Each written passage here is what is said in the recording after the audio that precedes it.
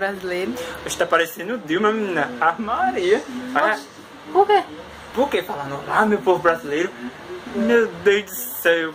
Mas, olha, sei não, deixa eu continuar o vídeo, por favor. Olá, meu povo brasileiro. E agora Dilma analfabeta. É além de ser Dilma, é Dilma analfabeta. Tá Meu bom, Deus. deixa eu continuar o vídeo aqui. Vá. A gente veio se apresentar aqui. Epa, se apresentar? Não. E a gente saiu alguma coisa? A gente saiu nada não, meu filho, pra se Menina, pra se apresentar. apresentar aqui por vídeo, Tá. pras pessoas que vão assistir o vídeo Tá bom, conhecer a gente. Vamos lá. Pronto, aqui meu nome é Alexiene, aqui tá um nome no canal, Alexiene Momentos Aí. E esse doido aqui é...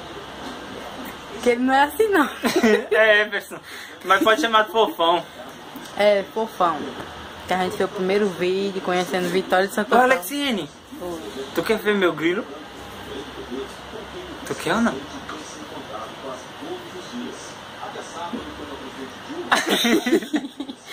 Meu grilo. Tá bom. Aham. Eu pensei que era outra coisa, mas bota deixa eu falar. Sim, a gente fez o primeiro vídeo conhecendo Vitória, só que a gente não se apresentou. Aí a gente tá se apresentando aqui agora. Tá bom. Cri. Ai, meu Deus do céu. Aí a gente vamos postar algumas coisas muito doidas, que nem esse próximo vídeo que vai aparecer aí. É, um vídeo assim de... Como é assim, mais ou menos, a gente, sabe?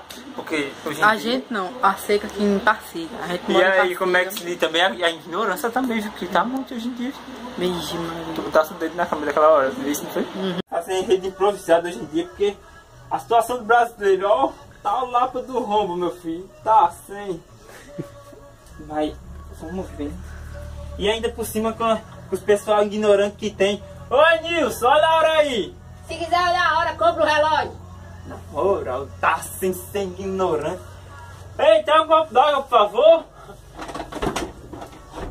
Tu quer um copo d'água? Quero! Quer mesmo um copo d'água? Quero! Eu só tô pedindo. Toma um copo d'água. É isso aí.